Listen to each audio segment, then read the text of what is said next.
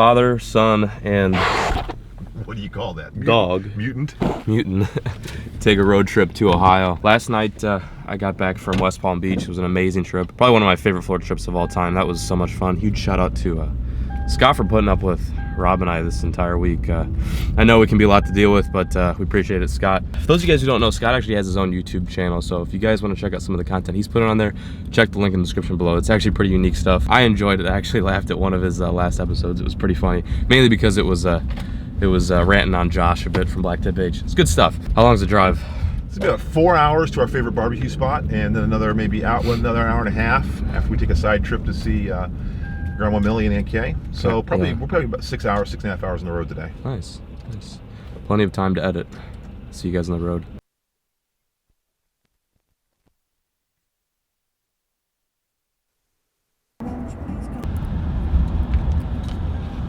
Yeah, usually we don't do this, but I'm taking a stop because I have to, well, I've been drinking a lot of water, if that tells you anything. That's self-explanatory. Say no more. Yeah. Also, she needs to go pee too. Is it true? Is it true? Do you want to go outside? Do you want to go outside? You're talking to me or the dog? That's my laptop. I don't want you crawling over these. Oh, it's easy. Sit back. Get back. I got my keys. Okay. Oh, no, don't go that way. Don't go the other way. Go the other way, Stick. I got on my laptop and stuff. Oh, what a stick. So I have not been in the Midwest for about like, I don't know, like a week or maybe like 2 weeks, something like that. I didn't realize how cold it was here, but I just ran out there in a short sleeve shirt and instantly regretted it. It's kind of chilly. Usually it's supposed to be this chilly this time of year, but as of recently it's been kind of warm, which is good. We're about 4 or 3 hours into this drive. It's going good. I've been trying to do a lot of editing. I'm editing the Florida video right now, and I'm also going through some like old footage. And I know in one of my videos I talked about doing like more of like a story time, kind of like Rob's been doing with Military Monday. I'm a huge fan of that. I really like the idea of it. Why not try it myself? So there's a lot of different ideas I wanted to do that incorporates old footage that you guys have never seen before. Footage I just didn't feel like were good enough for a full video, so then I'd kind of add a story behind it. But there's actually a story I kind of want to share with you guys on the way to Ohio that I won't share like right now, but later on during the last leg of this journey that I'll get into. It's a pretty interesting story, and it's a story that actually I would assume mostly nobody knows about, like even my friends. It's kind of a cool story. I'm not gonna hype it up too much though, because you guys may not like it. Other than that, the drive is going good. I love road trips, having some good quality time with my dad, talking. Road trips really, to me, are the most personal style of traveling, and it's just fun, dude. Anything you want to say, Daisy, before we get back on the road? Daisy, are you excited? She's excited. Cue the Andrew Flair driving time lapse.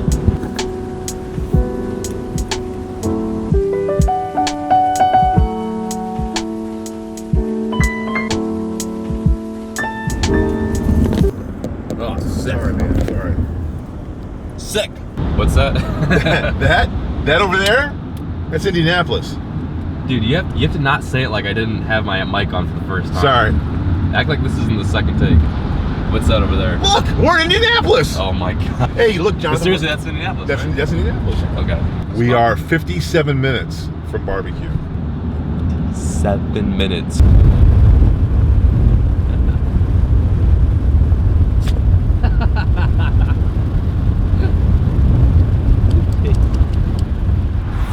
Road trip pro tip number 1, always dress comfortably when you're going from stop to stop. I always like wearing these guys right here. Too swagged out.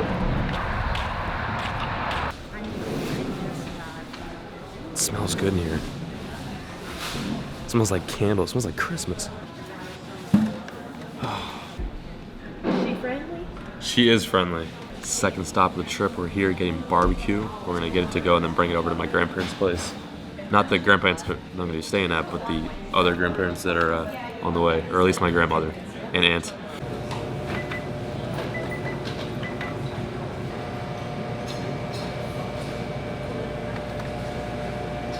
Hold it. All Thank you so right, much. thank you. Awesome. Bye. I think we got enough barbecue to last us probably around 4 to 6 days, but it's all good stuff. Just can't wait to eat it. Haven't eaten all day. She didn't want to leave. Come on, barbecue dog.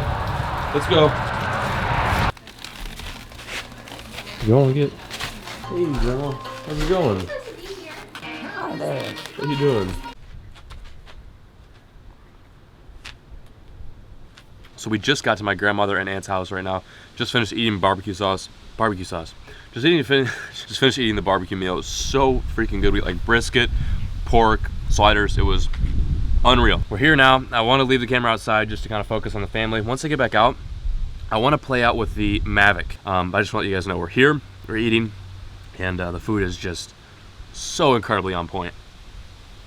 And there's cookies here too, which is a huge plus.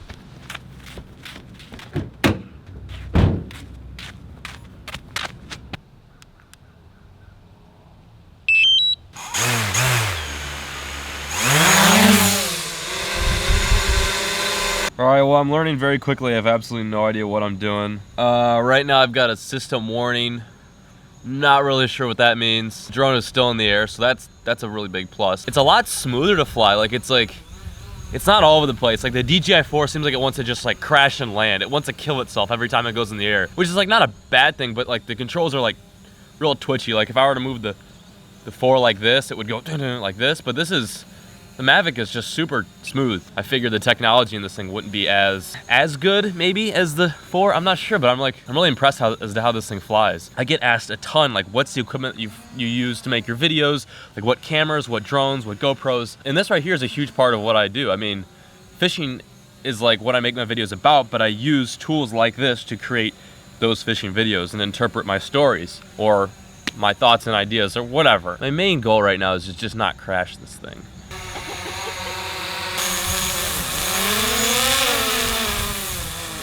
That's how you landed. That's how you Very land it. carefully.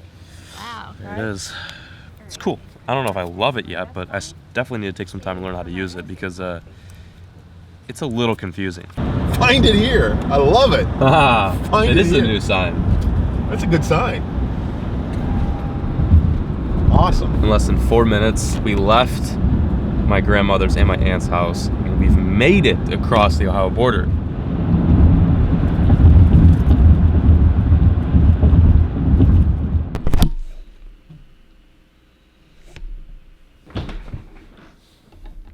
What is happening, homies? I'm here at Lake X. So before I sign off, I want to tell you guys a story. A lot of you expressed that you wanted me to get into this kind of content, just kind of sit down one-on-one with you guys and share some interesting stories, whether it be fishing related or just interesting tales in general. Now, before I begin, I know a lot of you guys want to hear the Peric ex-girlfriend story. I will get to that in a later video, but today I'm going to talk about something that happened about 7 or 6 years ago when I was first starting my channel. So when I was a kid, probably maybe 13 or 14 years old, my family and I, along with my grandparents, whose house I'm staying at right now, we all went to Lakeside in Lake Erie. This is my first experience there. And it was like a kind of a kickback, relaxing trip, but I wanted to do some fishing. And I just started to get into bass fishing. I was like super hyped. I knew that Lake Erie had good bass fishing and I wanted to get out there. So I found a nice pier and I started to like do some cranking, do some jigs. And to my surprise, I was actually catching a ton of fish. The little knowledge that I had, I was cranking these largemouth off a public pier. I went back to the hotel that my family was staying at, and I told my grandfather, I was like, look, like these fish, you know, they're eating and they're really easy to catch. Basically what I was doing, I was taking a crankbait and walking along a break wall. And it was working. It was killing these fish. My grandpa came out there with me. I set him up with like one of my rods, and we go out there one early morning and we're like, you know, we're walking crankbaits, we're flipping jigs and doing all that sorts of crazy stuff. And we're whacking them, dude. And they're like all like nice 2 and 3 pound fish.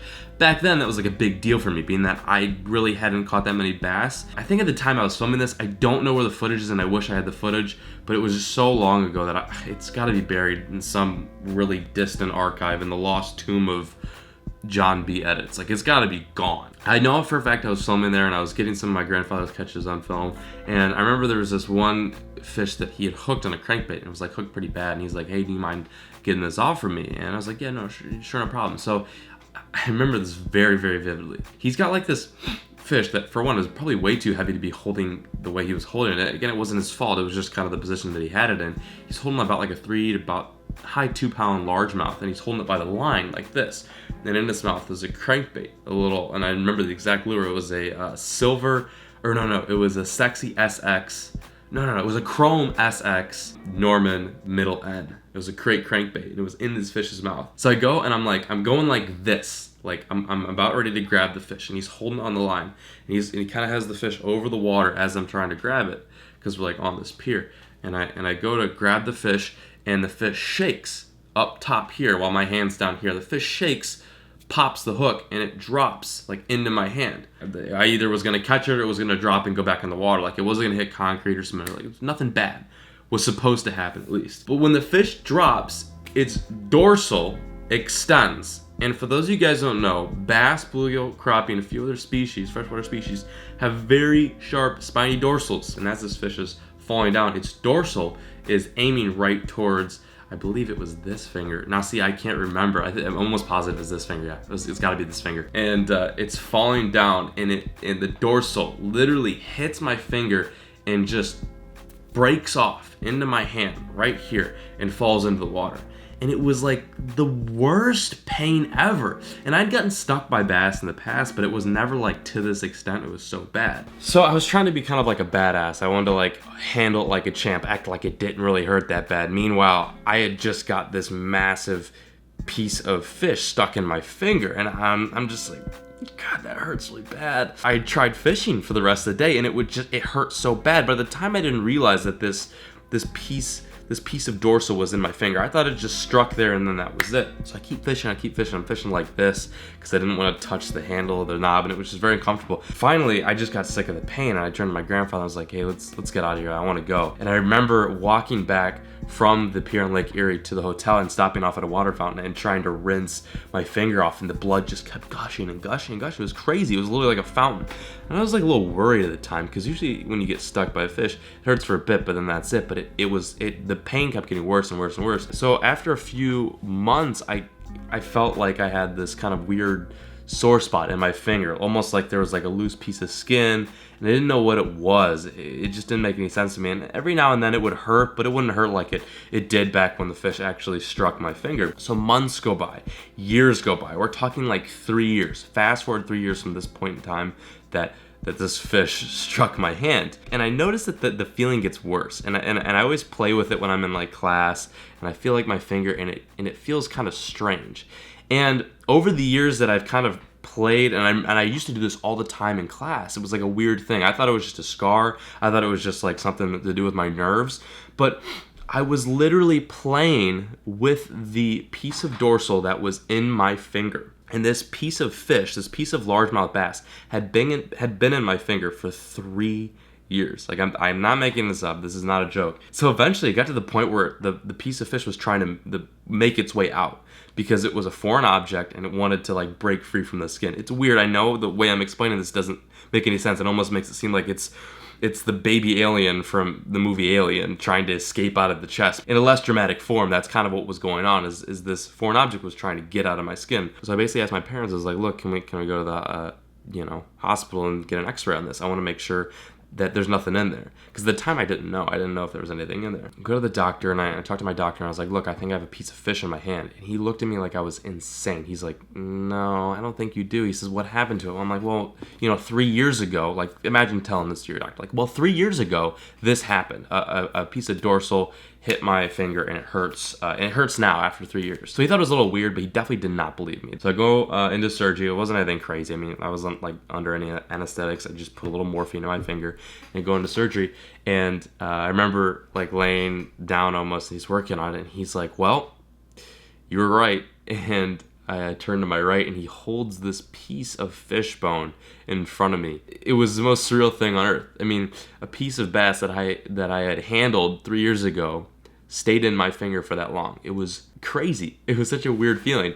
I think somewhere we still have the piece of fish after the surgery that like they removed and he put it in there, and the doctor was fascinated with it afterwards. He had no explanation as to why it was still in my finger or how it lasted in there that long. I think my mom might actually thrown that away because A, it was actually pretty gross, and B, there's no point in keeping it was just weird. Anyway, here's the x-ray from this. You can actually see the piece of fish bone that is in my finger, and is pretty memorable. Like, I kind of almost wish I still had it in my finger, just because it's almost like I can almost say I have a piece of fish in me. Okay, so that's my story for the day. I've got plenty of other stories. If you guys want to hear more, let me know. I thought that one was kind of interesting, a good one to start off with, being that pretty much nobody knows this about me, and it was just it was one of those unique tales to tell. On that note, it is time to go to bed. I'm tired, and maybe able to tell my eyes are droopy. Thank you guys so much for watching. I hope you guys are enjoying these vlogs, and I hope you guys are also enjoying this extended, beautiful fall weather. Go out there, make it happen, catch some launches. As always, keep fishing, never stop.